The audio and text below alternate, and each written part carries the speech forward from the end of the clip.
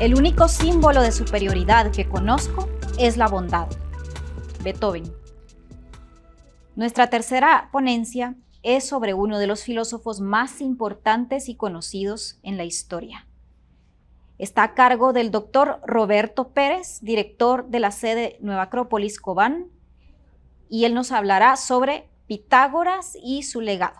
Buenas noches. Es un gusto para mí poder estar en esta casa de todos los que buscamos, si no la verdad, al menos algunas certezas. Hoy vamos a hablar sobre Pitágoras y vamos a comenzar escuchando algo.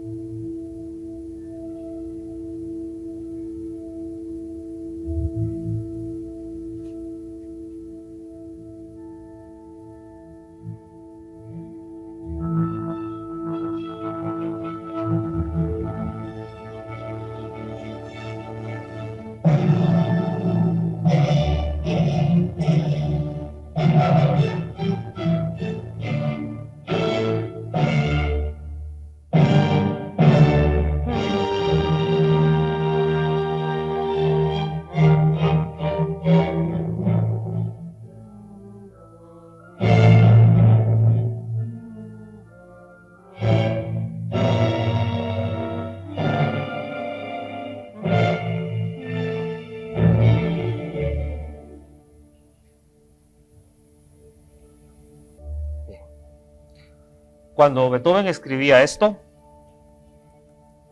probablemente no estaba pensando en Pitágoras, pero estaba usando sus descubrimientos. Y buena parte de lo que escuchamos se basa en cosas muy simples, en notas muy simples, que es de lo que vamos a hablar hoy. Cuando nosotros hablamos del legado de Pitágoras, estamos obligados a elegir qué tipo de legado es sobre el cual vamos a hablar, ya que su obra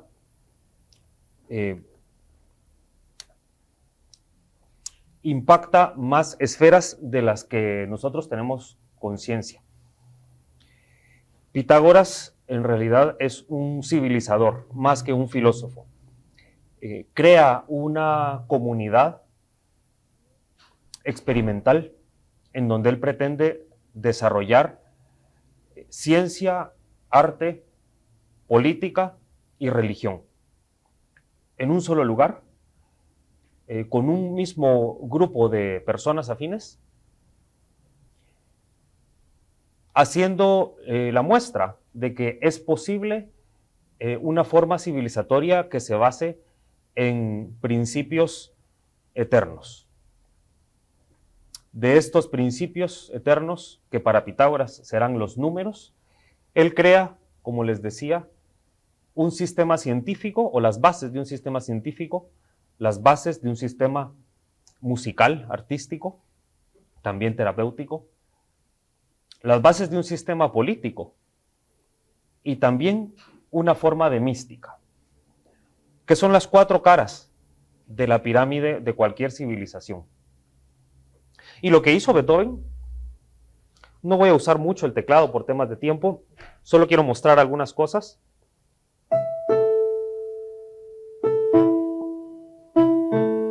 Son dos notas, mi, la, mi, la. Y abajo tenemos esto de fondo, que no se escucha. Esto es genial porque está surgiendo de la nada. Esto empieza pianísimo, pianísimo, y empiezan solo las cuerdas, que por supuesto no lo puedo reproducir aquí. Y luego se empiezan a sumar los vientos y empezamos a escuchar.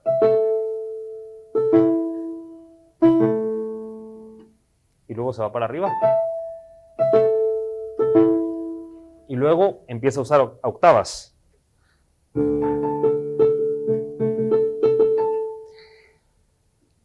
Y termina pues estableciendo el primer tema, ¿no? En donde está usando muy pocas notas que surgen del monocordio de Pitágoras. Es un instrumento, o fue un instrumento, el monocordio atribuido a Pitágoras, que se supone consistía en una sola cuerda, como podemos ver ahí en dos modelos, y que tenía una especie de cuña o una goma movible que permitía que, dependiendo del largo de la cuerda, es la nota que iba a producir, acompañado de pues, una caja de resonancia. Se dice que todo comenzó cuando Pitágoras escuchó a unos herreros martillar. Y aprovecho a traer este hermoso grabado de Kircher de 1650, que fue un músico, místico, matemático, estudioso de la obra de Pitágoras, en un siglo en el que esto tuvo mucho auge.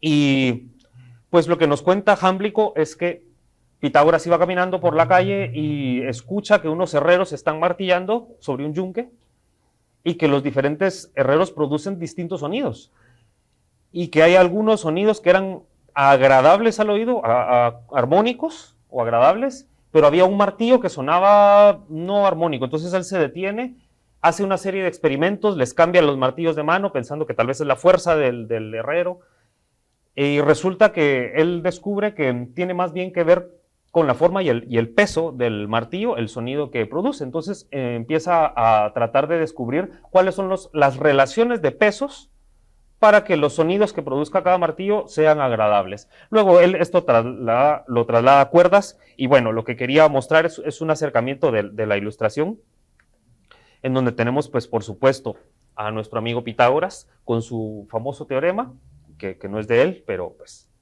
es lo que se conoce de Pitágoras. Lo único que se conoce de Pitágoras es lo único que no es de él, pero bueno, así es la vida. Y pues nos está señalando una especie de caverna en donde están estos herreros haciendo lo suyo. Aprovecho que agrandamos la imagen para mostrar, atrás hay algunas personas danzando, al parecer pitagóricos, danzando y bailando, unos dentro del agua, otros fuera. Y tenemos aquí a música, con una serie de instrumentos.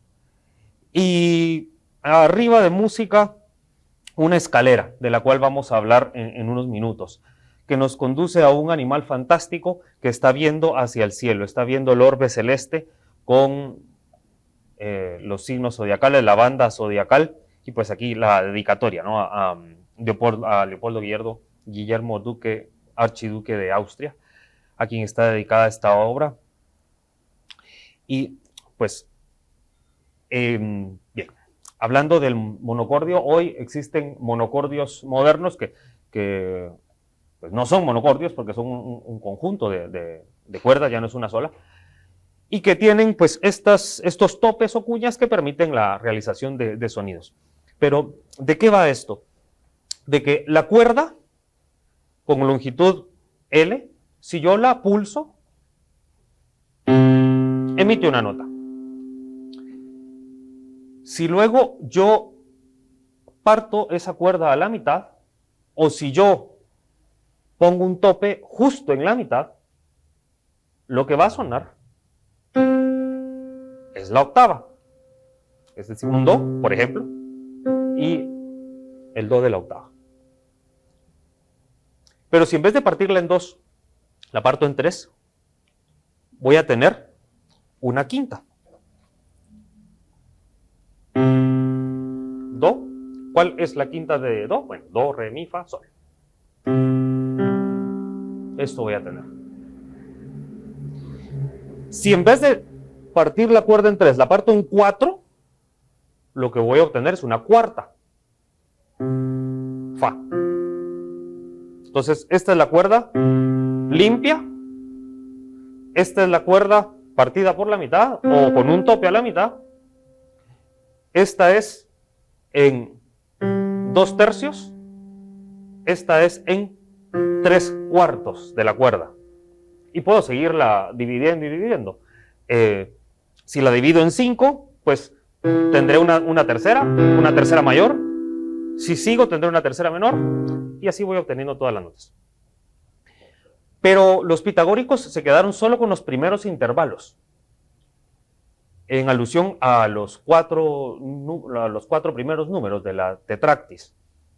Esa tetractis, conformada por 1, 2, 3, 4, que me suma 10, que es la totalidad del cosmos.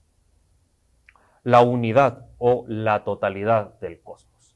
Ese 10 perfecto del que ha hablado no solo Pitágoras, sino también Platón o incluso Dante. Pues bien, estas primeras divisiones me generan entonces el unísono, la octava, la quinta y la cuarta, que eran los sonidos más armónicos según los pitagóricos. Y todos seguramente hemos escuchado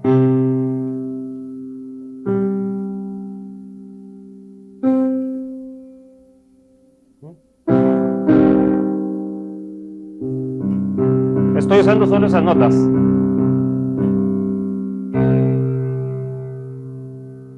Unísono, la octava, la quinta y una cuarta.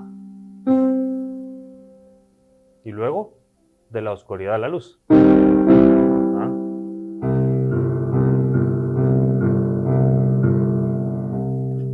Bueno. Y como esos ejemplos, pues pudiéramos mostrar cómo esas simples 4 notas pueden generar estados de ánimo, estados espirituales o invitación a bailar al cuerpo. Pues hay que decirlo todo. Eso se llama eclecticismo. Pues tenemos esta tetractis, este famoso triángulo pitagórico que surge pues del número 1. Diógenes Laercio nos cuenta que Pitágoras decía que la mónada, el uno universal, en realidad no es un número, porque es el todo, es el origen. Y de este 1 surge el 2 como división. Es decir, el 1 no se suma con otro 1 para hacer el 2, sino que ese se divide. Y así comienza toda la manifestación. Luego tendremos el 3, luego tendremos el 4, y cuando llegamos al 4, ya lo tenemos todo. Esto lo podemos relacionar con figuras geométricas, lo podemos relacionar con los 4 elementos, con cuerpos geométricos, pero hoy estamos hablando un poco de música. Entonces, recordar lo que decíamos, al principio tenemos la cuerda total, que es el unísono, la nota do. Luego esa la podemos dividir y aquí tendríamos la relación 1-2 y la relación 2-1, es decir, un do hacia abajo y un do hacia arriba. Luego, que sería la octava, luego la relación de 2 a 3, que sería la quinta, tendría una quinta hacia abajo, una quinta hacia arriba y una quinta en medio de estas, que sería esta misma nota. Y luego la cuarta teniendo diferentes cuartas. Luego, con esto yo puedo ir teniendo varias cuerdas y a cada una de las cuerdas puedo hacerles la misma operación, con lo cual yo podría tener todas las notas. Es una forma de simplificarlo. En realidad, cuando se extiende la escala musical, hay que hacer algunos ajustes que no vienen al caso, pero el principio viene a ser el mismo. Un piano tiene 7 octavas. 7 octavas que necesita para generar todas las notas, porque ¿cuántas notas tenemos en nuestro sistema actualmente? 12. ¿Sí? Nosotros tenemos de do a do, pero tenemos estos intermedios que son los sostenidos y bemoles, con lo cual en realidad nuestro sistema es de 12 notas. También cada nota pudiera estar relacionada con algún signo zodiacal o no, eso no importa ahora, pero para lograr esas 12 notas yo necesito 7 octavas, porque empiezo con un do y luego tengo que generar su primera quinta, do, re, mi, fa, sol. Y después su quinta, sol, la, si, do, re. Pero ya me pasé una octava. Y después el re tengo que generar su quinta, la, y así sucesivamente. Y cuando llego a la séptima octava, yo ya tengo mis 12 notas. Y aquí están pues las mismas relaciones que estamos viendo para poner un poco de manera gráfica lo que les decía de los intervalos musicales, porque es un lenguaje bastante musical. Quien es músico pues entenderá esto de manera muy simple, pero para quien no es, tal vez no es tan sencillo. Y los intervalos son básicamente las relaciones que existen entre las notas, la relación de frecuencia que existe entre una nota y otra. Por ejemplo, de do a re, decimos que es una segunda, es un intervalo de segunda, porque es do, re. De do a mi es un intervalo de tercera, do, re, mi, y así sucesivamente. Entonces los intervalos armónicos sería el unísono, que es el do, la cuarta, de do a fa, la quinta, de do a sol, y la octava, de do a do. Y aquí las mismas relaciones matemáticas.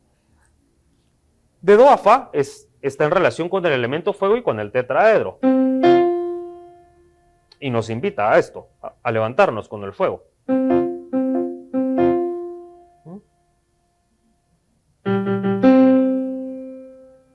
Y la quinta está en relación con el elemento tierra y el cubo, o el hexaedro.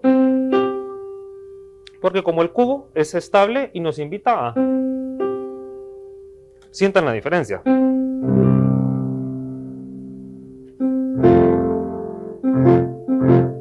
Fuego. Y me queda.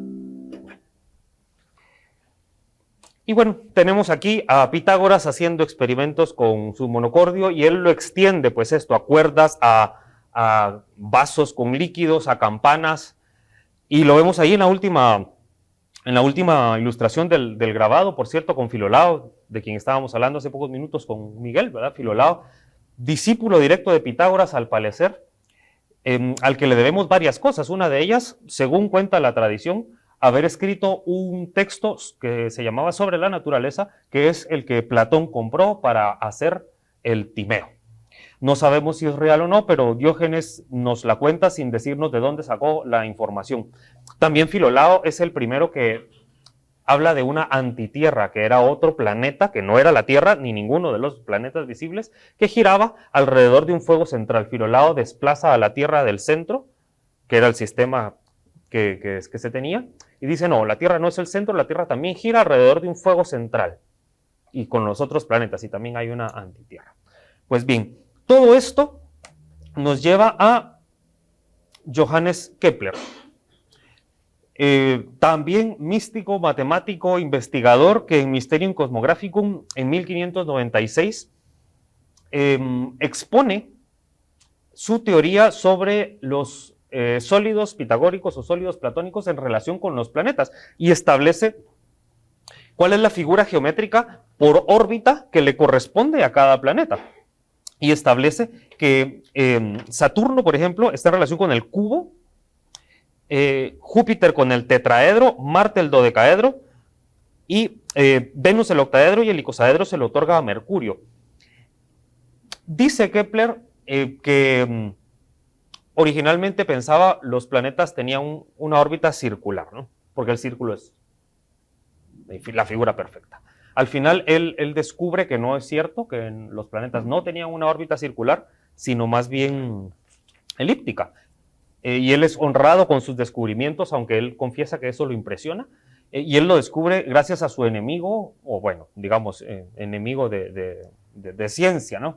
Con quien siempre andaban compitiendo, Tycho Brahe o Tycho Brahe, que en su lecho de muerte decide ceder toda su información a Kepler para que Kepler logre terminar de armar el rompecabezas. Con esa información Kepler descubre que las órbitas no son circulares y por eso los cálculos no salían, sino pues lo que ya dijimos.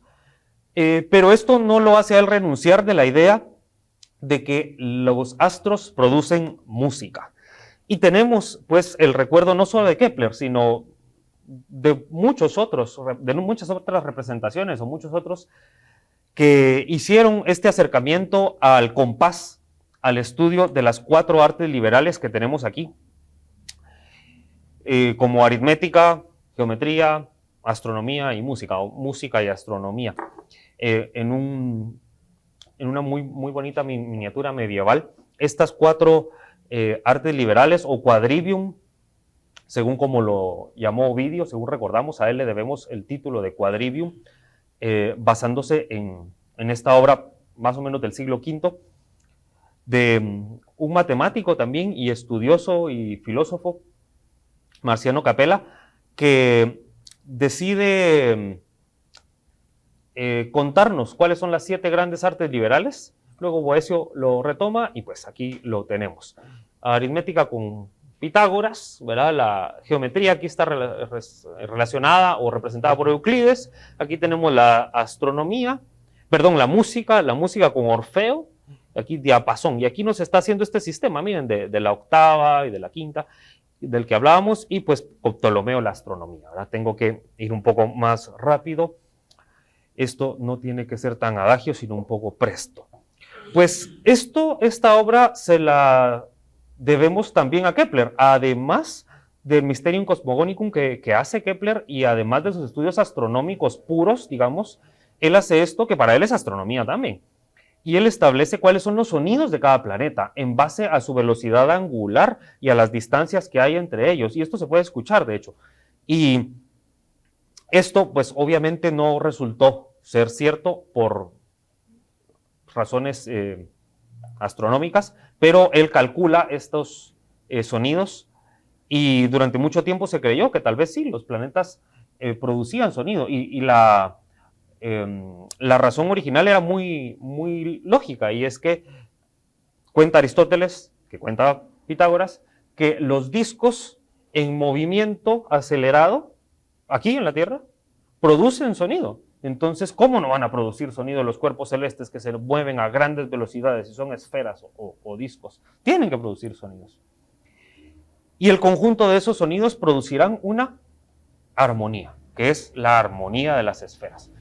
Más que música de las esferas, Pitágoras hablaba de una armonía de las esferas, entendida armonía como orden, como concierto, consenso de sonidos. Y al mismo tiempo que Kepler, hablando del sonido de las esferas, Shakespeare en el Mercader de Venecia nos lo recuerda también. Y pues esta es una escena, si ustedes quieren, periférica, pero que me sirve ahora. 2 enamorados, personajes secundarios, en donde él le dice, mira cómo la bóveda del firmamento está tachonada de patenas de oro resplandeciente. Tachonada, las patenas son estos pequeños platos, ¿no?, que se utilizan para la hostia. Cuando el sacerdote o el ministro le entrega la hostia, debería de haber una patena que guarda, ¿no?, y que permite que nada se caiga. Pues eso es una patena. Pues mira cómo está la bóveda del firmamento tachonada de patenas de oro resplandeciente.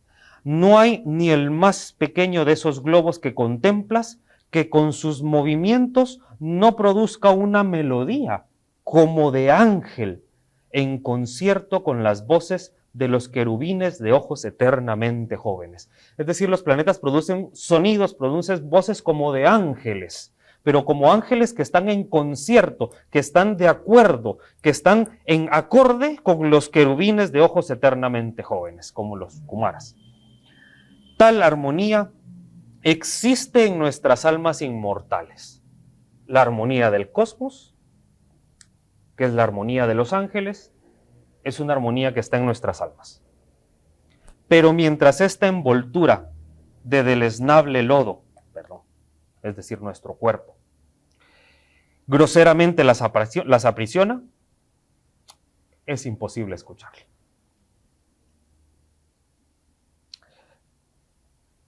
Con eso pudiera quedarme, tengo algo más, pero... y voy a contar un par de cosas más. Pero esto pudiera ser algo con lo que yo pudiera querer que se quedaran. Alguna vez en alguna conferencia escuché hace muchos años a un doctor que nos decía que generalmente de un congreso uno se queda con 2 cosas o 3, después de 10, 12, 25 años. Entonces nos decía él, si de todo el congreso, de toda la conferencia hubiera algo que yo quisiera que se quedaran, sería esto, porque yo sé que no se les va a quedar la hora de conferencia, eran conferencias de 1 hora en ese entonces, no se les va a quedar, pero quédense con esto, nos decía. No me acuerdo qué era. Pero en esta ocasión yo quisiera que se quedaran con algo del Mercader de Venecia. que la armonía del cosmos es la misma armonía de los ángeles o de los seres celestiales, y esa está dentro de nosotros, aunque no podamos escucharla, ni la de dentro ni la de afuera. Pues bien, Dios geometriza, pero también hace música.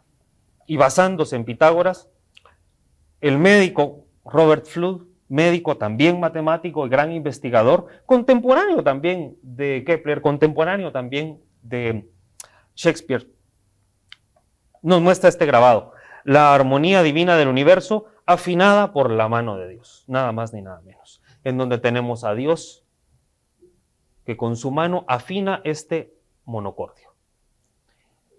Y pues Dios es un misterio, solo vemos su mano, no lo vemos a Él, que afina ese monocordio, que ¿qué es lo que tiene? A todo el cosmos. Y tenemos, vamos a aprovechar el recurso, una gama, es un sol, y luego tenemos sol, la gama, sol, la, si, do, re, mi, fa, sol, justo el otro sol en donde está el sol. Una curiosidad de nuestro lenguaje, de nuestro idioma español. Y luego la otra octava, la, si, do, re, mi, fa y sol. Es decir, lo que hace es, nos está tocando dos octavas. La primera octava sería la octava humana, abajo, y la otra sería la octava celestial. Las dos esferas. Y tenemos aquí, pues, a la tierra, al agua, no ven mi mouse, ¿no? La tierra, el agua, el aire, el fuego, y luego los planetas, la luna, Mercurio, Venus, el Sol, luego Marte, que sería Júpiter, Saturno, y luego las esferas celestiales, que serían estas tres. Bueno, y las afinaciones y las relaciones de cuarta, de quinta, de las que hablábamos antes. Y afuera de la creación, Dios, afuera. Ahí la tenemos. Él como creador de la gran esfera. ¿Recuerdan esa frase que no es pitagórica, pero algunos lo atribuyen a Pitágoras? Dios es esa enorme esfera cuyo centro está en todas partes, pero cuya circunferencia no está en ninguna parte. ¿Cómo puede ser? Dios es una enorme esfera, su centro está en todos lados. El centro es el origen. Todos somos Dios. El centro está en todos lados. La circunferencia desaparece. También nos da esta ilustración, que la tendré que pasar muy rápido, pero es lo mismo: tierra, agua, aire, fuego, luego los planetas, luna, Mercurio, etcétera, luego los coros angélicos, o las jerarquías de ángeles, ángeles, arcángeles, virtudes, potestades, principados, dominaciones, tronos, querubines y serafines, y arriba Dios. Y aquí todas las relaciones armónicas. Y nos vamos con otro investigador, Francesco Gaffurio, amigo de Leonardo da Vinci, vivió en Milán, vivió en la corte de Milán y desarrolla esta obra práctica musical en donde nos muestra a las 9 musas, empezando aquí abajo por Talía, Clio, Calíope, hasta llegar a Urania. Aquí lo vemos en pequeño, pero son los nombres de las 8 cuerdas de la lira de 8 cuerdas. Y al lado tenemos los modos musicales en relación con los planetas, la luna, Mercurio, Venus, el mismo orden de planetas. Arriba tenemos a Apolo, acompañado de sus 3 gracias. Apolo, que domina a Pitón, la cual desciende en forma de cancerbero, del que nos hablaba Carlos hace unos minutos. Y desde Apolo surge esa armonía de 9 musas que comienzan con la Tierra en relación con 9 planetas y 9 modos musicales. Los modos antiguos: hipodorio, hipofrigio, hipolidio, dorio, frigio, lidio, mixolidio, hipermixolidio, que no se corresponden a lo que actualmente se usa en jazz o a los modos modernos, ¿no? Que tienen nombres parecidos, pero es algo más o menos equivalente. Esto de los modos es, esto es un modo, esto es otro modo, que se basa en otras relaciones o en otra musa en ese caso, o eso es otro modo. Bueno, tenemos 9 modos. Y termina con Urania, con la musa del cielo, ¿no? Y empieza con Thalía, la musa de la comedia, en la tierra. Díganme si este mundo no es una comedia. Y el orden no es aleatorio, ¿no? Después de la comedia se va a Clío, la historia, y después se va a Calíope, la madre de Orfeo, y de la elocuencia, y luego vamos subiendo, subiendo, subiendo hasta llegar a Urania, y con Urania llegaremos a las gracias y al cielo. Aquí tenemos lo mismo. Las 9 musas, Thalía, Clío, Calíope, Euterpe, Melpomene, Erato, ¿no? Hasta llegar a Urania y a Apolo. ¿Qué es lo que les quiero mostrar para terminar? Que esto es una escala, una escalera. Una escala musical es en realidad una escalera, como la escalera de Jacob, por donde suben y bajan ángeles, o por donde subimos y bajamos nosotros mismos también. A la izquierda lo que ven es una representación de estas visiones o de este tratado de San Juan Clímaco, monje del siglo VI, sirio, anacoreta, que nos deja este tratado que se llama La escala mística de Dios, o la escala mística para llegar a lo divino, y es un tratado en donde en 30 escalones él nos muestra cómo llegar a Dios, y en cada escalón hay una virtud que trabajar. Y en la escala hay demonios que nos tientan, y él nos invita a vivir estas 30 virtudes. Son 30 porque son los 30 años de Cristo previos a que él fuera plenamente Dios. Entonces esos últimos 3 escalones están fuera, ¿no? Y tenemos del otro lado la escala de Jacob y representaciones de escalas en muchos lugares, como la de la Catedral de Bath en el Reino Unido, en donde en las 2 torres laterales tenemos a estos personajes, ¿no? Subiendo escalas, o esta que pertenece a la Divina Comedia de Dante. La Divina Comedia entera es una enorme escalera, ¿no? Y sobre todo en el paraíso. Es una escalera por donde subimos y bajamos, ¿no?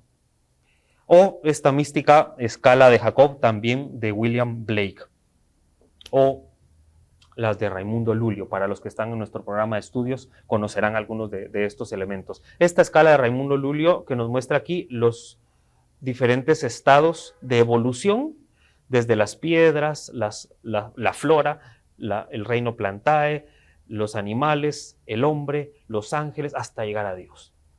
O esta escala de virtudes para llegar a lo divino. O esta escala que tenemos en la base de la columna que parte las 2 puertas de la puerta principal de la Catedral de Notre Dame, de la puerta del juicio final. Aquí tenemos a Jesús en la puerta del juicio final, aquí abajo, aquí está. Y son 9 escalones, como las 9 musas. Pero son 9 escalones más Sofía o Alquimia, que es la que gobierna todo. Entonces son 10 en realidad, como las 9 musas más Apolo, el 10 místico. Tenía que ser 10. Con un libro abierto, un libro cerrado, lo exotérico y lo esotérico en un trono, y está tocando el cielo, como Apolo. Pues bien, se me está acabando el tiempo y espero haber dejado algo útil en sus corazones, sobre todo. Y para preparar la siguiente conferencia les dejo una reconstrucción del posible rostro de Pitágoras que nuestro querido amigo Miguel Torres compartió conmigo para, pues, que venga la siguiente charla. Muchas gracias.